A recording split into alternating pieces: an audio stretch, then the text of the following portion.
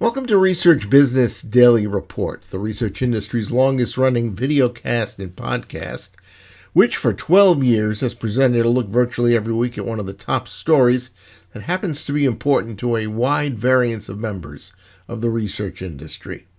I'm Bob Lederer, in my 27th year as the respected voice in market research, and recently honored for a second consecutive year with SMR's Insight 250 Award.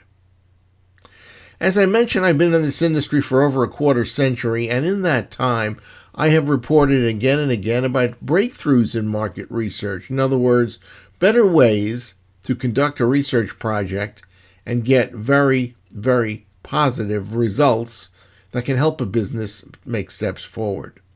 However, today, RBDR is going to take a slightly different bend as we listen to NielsenIQ's special advisor for the Bases division, and he's going to talk to us about a new important study that has concluded for Nielsen and that it wants to share for the industry that says that facial coding is not the way for advertising to be checked for its effectiveness.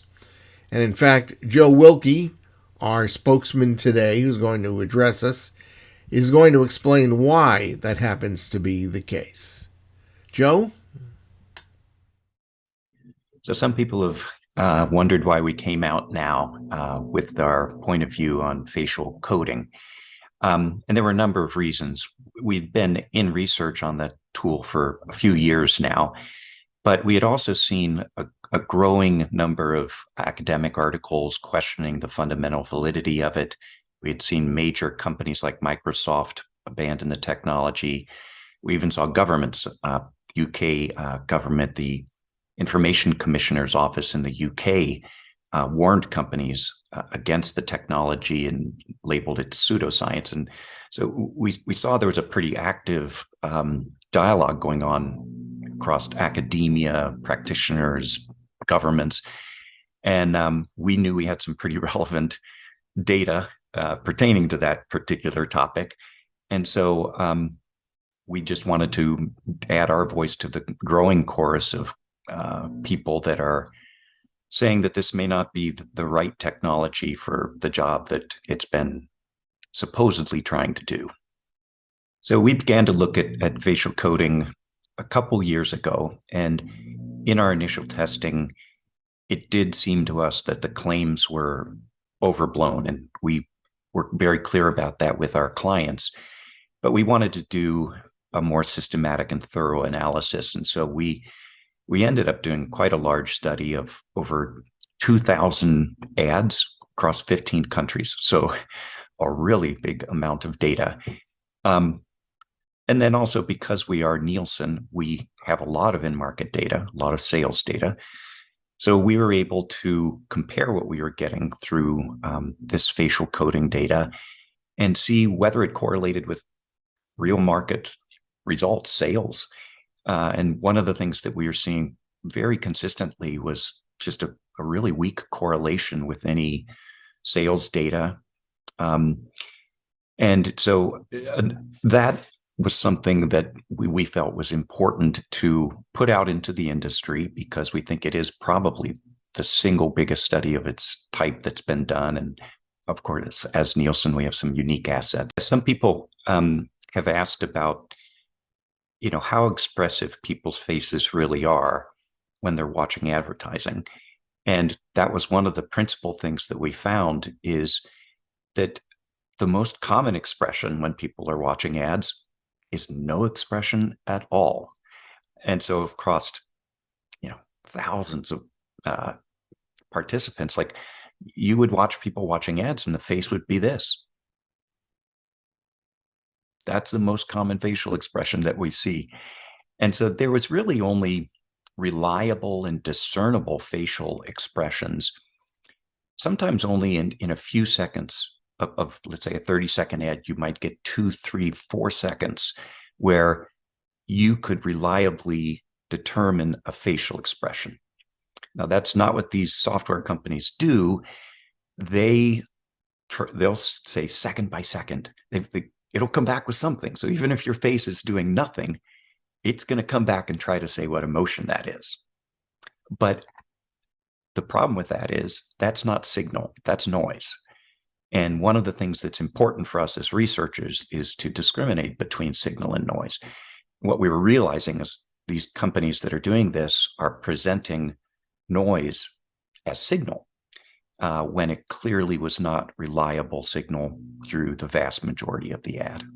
If facial coding isn't the best tool for the job, are there other tools? We've found at least 2 other tools that are far better at gauging emotional response in video. One of them we've been very public about. The other one we haven't gone public with yet, but we've done an extensive R&D and found another one of these nonverbal tools to be also very strong. So we know of 2 tools, one of which is EEG, that is a much stronger measure of emotion. So even when your face isn't expressing something, you're still experiencing things internally. They may not show on your face, but it isn't like your brain or your emotions turn off. It's just that it's got to be a fairly significant thing to get all the way to your face, right? So one of the advantages of the EEG is that it's a direct brain measurement. We can measure second by second, and there's a very well-established metric within academia, and you could go to Harvard, Cambridge, Oxford, it doesn't matter where you go. This has been replicated across the world, and it's kind of approach avoid. So you don't know exactly what emotion it is, but you know whether emotionally you're being pulled in or kind of pushed away. And so that is a far superior measure of emotion in advertising. One of the things that surprised us when we posted these findings was the response. We were kind of overwhelmed with how many people clicked into the conversation, how many people shared the post, and there was basically a groundswell of interest in this. So I think, again, we were taken a little by surprise, but I think there is very, very broad interest in the industry about this particular technology, whether it really works, what's the value. And so I think there's a very, very active conversation going on in the research industry right now about this tool. Some of the people that reacted to our post noted that it was a little uncommon because most often when people are posting, they're telling you about their tools and what works. And this was a little odd in that it was actually talking about a tool that didn't work. And I'm approaching 65. I've been in the industry a long time. And one of the things that I find to be different in the industry today versus, some years back is I think there was more vetting of techniques. There were, maybe it was just a handful of companies, but there were a handful of companies that kind of did the homework for the industry. And I think that really isn't happening today. And so there are a lot of people out there making a lot of claims, not bringing a lot of data to support the claims. And one of the things that we do want to do over the next few years is publish more things like that. If a tool works, we're going to say the tool works. If the tool isn't very strong, we're going to say it isn't very strong. But I think we all, as a research industry, need to be doing more of this. That's a wrap on this edition of the Research Business Daily Report. Now, we encourage you to become an RBDR Patreon supporter, which means an individual or a company agreeing to provide a monthly contribution to RBDR, perhaps $10 for an individual and $25 or more per month if you're a business, all to help us maintain the excellence of our reporting. Please visit our exclusive crowdfunding platform at patreon.com/RBDR, where you can select the level of support that you'd like to provide and that you think we're deserving of. Whatever it may turn out to be, we thank you. We hope you have a good research day, and we'll see you real soon. Till then, please stay safe.